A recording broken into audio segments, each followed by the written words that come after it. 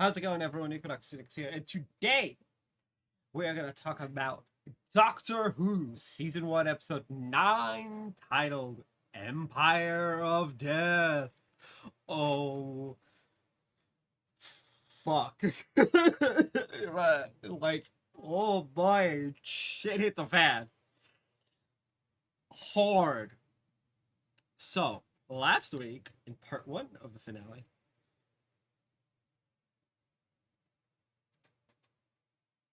I think the camera's smushed. Anyway, last week in part 1 of the finale, we met the one who waits, Sutek, god of death. God of death. Sorry, I don't know why it, like, when I say god of death, the death got like beaten, but whatever. Um, if I do it like this.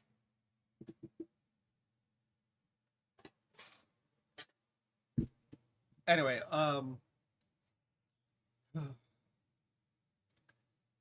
we met Sutek. Now, picking up literally immediately, um, Sutek proceeds to create a a cloud of the dust of death. You know, his human peeps be kind, right? And it comes from every iteration of Susan Twist's character, as well as from Harriet.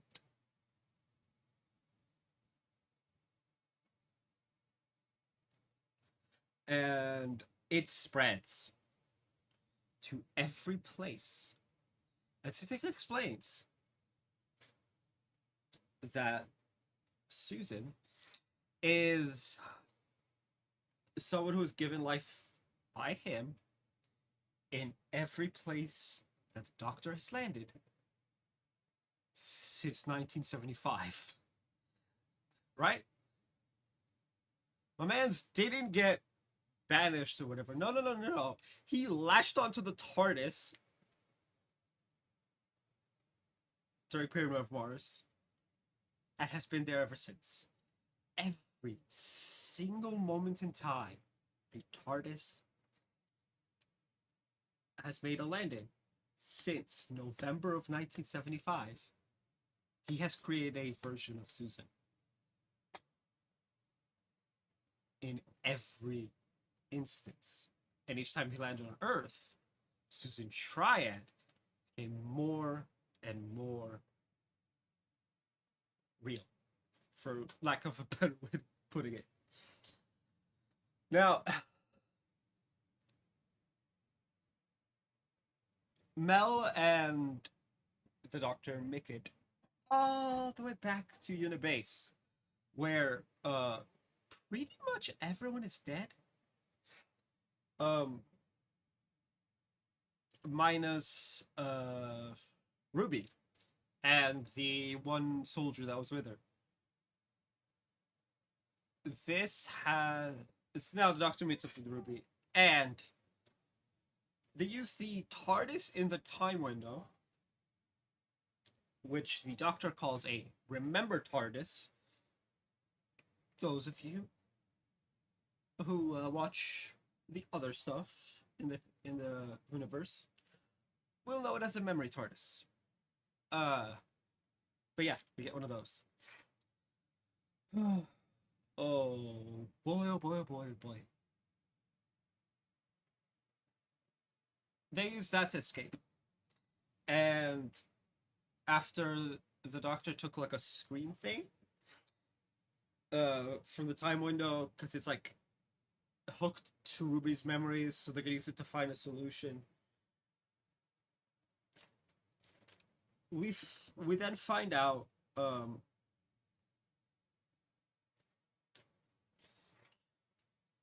bunch of like not fillery, but like okay, so the Doctor goes to a planet to get a piece of metal Specifically, it ends up being a spoon because he meets a woman. Uh, Now he uses that spoon to, I guess, stabilize the screen, and then through a series of questions that Ruby's just throwing out into the universe, um, we discover two things. One, Sutek can't see Ruby's mom for some reason. She's just not there to him. And two, the answer to who Ruby's mother is can be found in 2046. So they go to 2046. And from there, oh boy, from there they get the name, but all is not good. All is not sunshine and rainbows. Mel dies. She gets overtaken by Sutek, leading to them being brought to present day.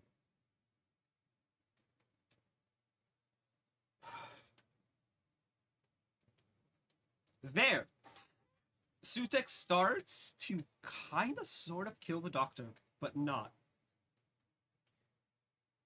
Ruby comes in and is like, I will give you the name if you tell it, if you leave the doctor alone, right?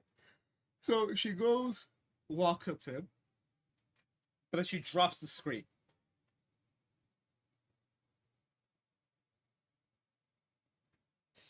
Right? She keeps saying, what does that mean? What does that mean? What does that mean? From a viewer perspective, you think, oh, it probably just says Susan Foreman or something, right? Something completely insane.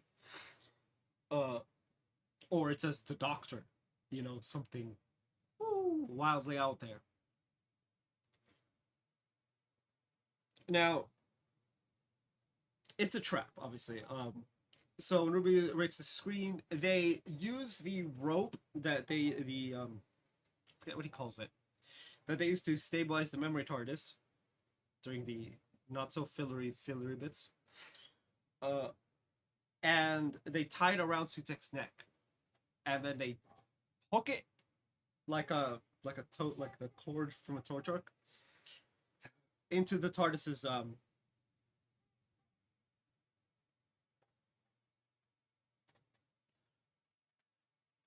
central computer, the center console. Thank you. This after the Doctor whistles a lot to get the TARDIS free. It just kind of blasts out from the center console like a laser beam thing. Boom! Brings it back. They obviously move out of the way. And then he takes it into the time stream. The Doctor has brought death to death. Right? The universe, all of time and space is dead, even Skaro. So, hey ho, all the planets are coming back, and we learned the name of the planet the Doctor got the spoon at. Aquasynthesis.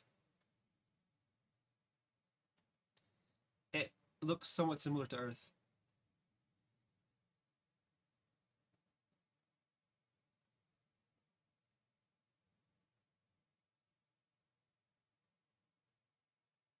Huh.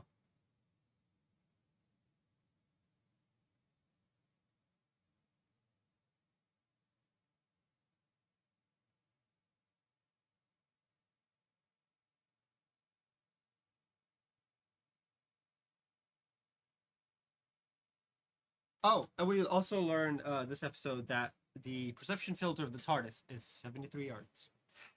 Anyway, I'm looking to see if it's mentioned.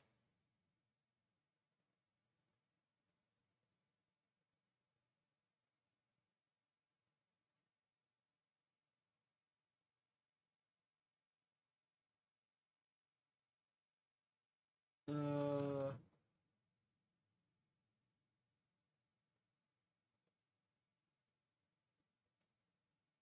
It doesn't mention the name of the planet.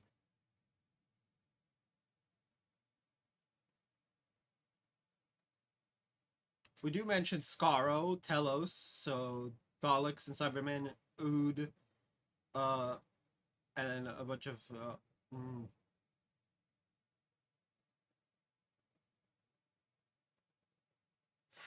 anyway. So all of the planets are back up, and we learned the name of the planet he got the spoon from.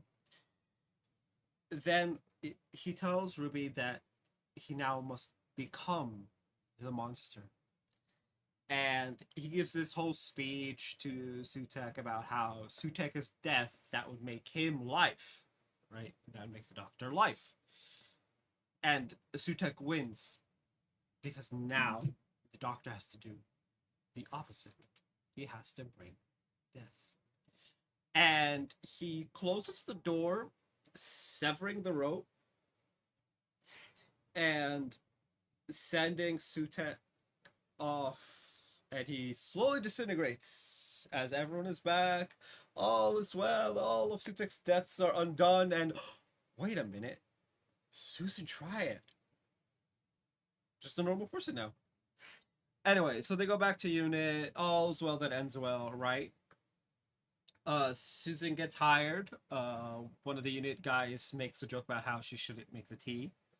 When she says, "I'll do anything, even make the tea." Um, Now they go. While this is happening, we get the DNA results. Ruby's mother.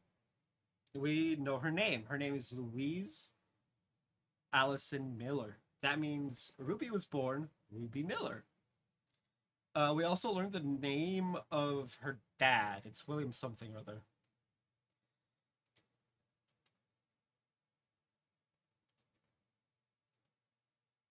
William Benjamin Garnett. Thank you, fandom page, for being updated. Um, but yeah. So, and we come to the realization behind the TARDIS is a signpost. Sign of the name of the road. She points. Ruby Road. That means her mother named her Ruby. So Ruby was born Ruby Miller.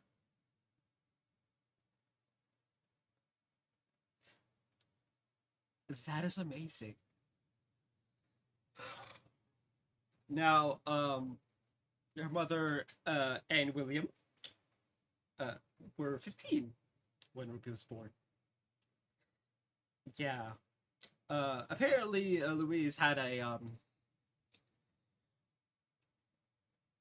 let's call it a difficult home life with her mother's husband. Um,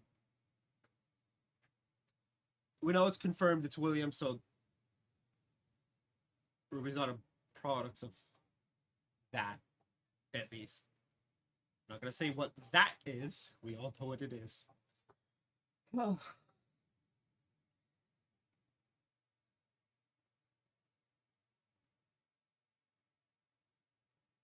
Louise seems fine enough that I don't think it was more than let's just say there's a point where discipline's no longer discipline. Or that Louise's stepdad is an asshole. Let's just leave it at that. Um, but yeah, and they find her with the help of a time machine. The Doctor takes Ruby to where her mom is in a cafe, kind of like Starbucks, coffee shop. Where Ruby goes in, the Doctor tells her not to.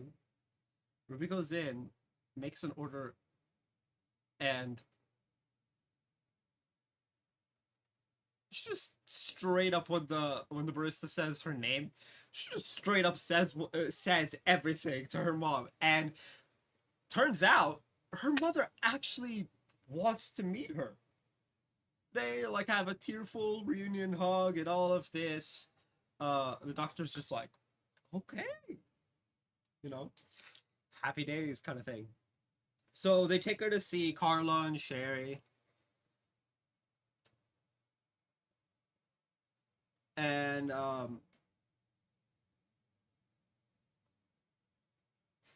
it's all happy-go-lucky. The Doctor's in the TARDIS, and here we have uh the big sad, because the Doctor and Ruby,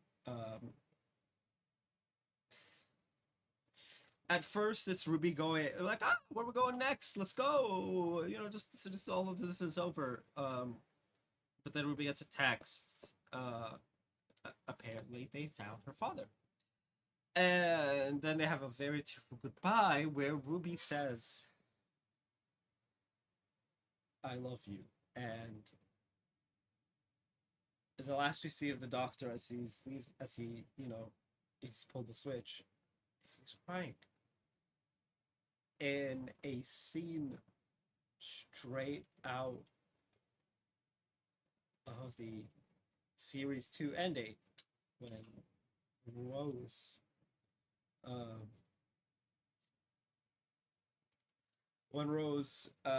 was set to the parallel universe. I After this, Carla, Sherry, Louise, and Ruby watch as the TARDIS exits stage left. I guess it's the phrase technically. Um, and we hear Mrs. Flood, and she's like, Ruby's story has a happy ending and all this. Now you're probably wondering, what about the Doctor? And it's like his story ends in like fear or whatever. I don't remember what the actual word was, but that's essentially what it comes across as. And then it drops and it says, the Doctor will return. I'm just sat here being like, what the do you mean his story ends in fear? I am pretty sure if they cancel the the Whoist of all Doctors, they probably won't. But if he ever gets like the permanent cancel, it's not gonna end in fear. He'll either go out swinging, brave in the face of death, or you know he will just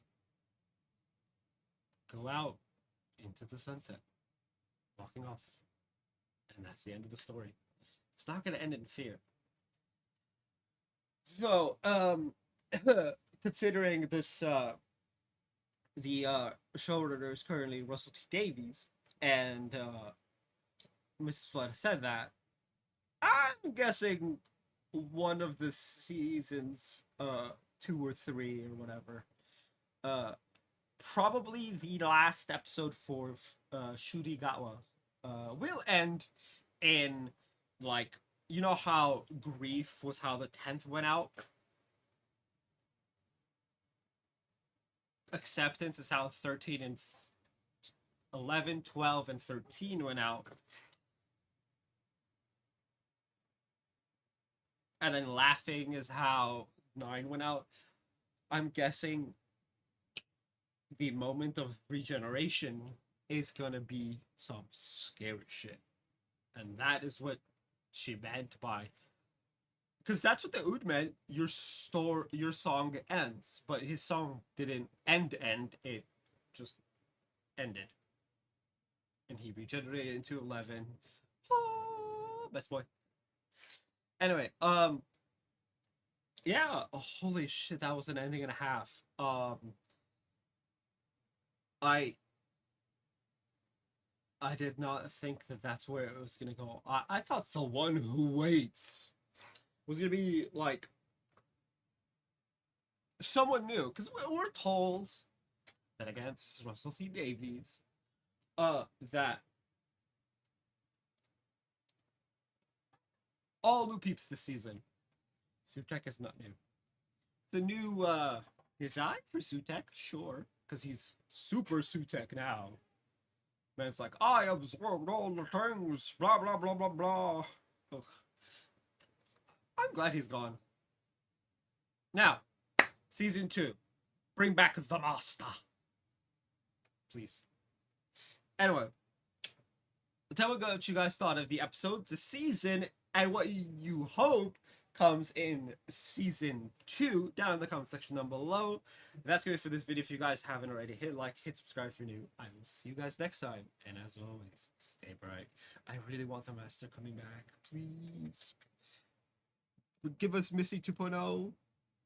Please, RDD, please.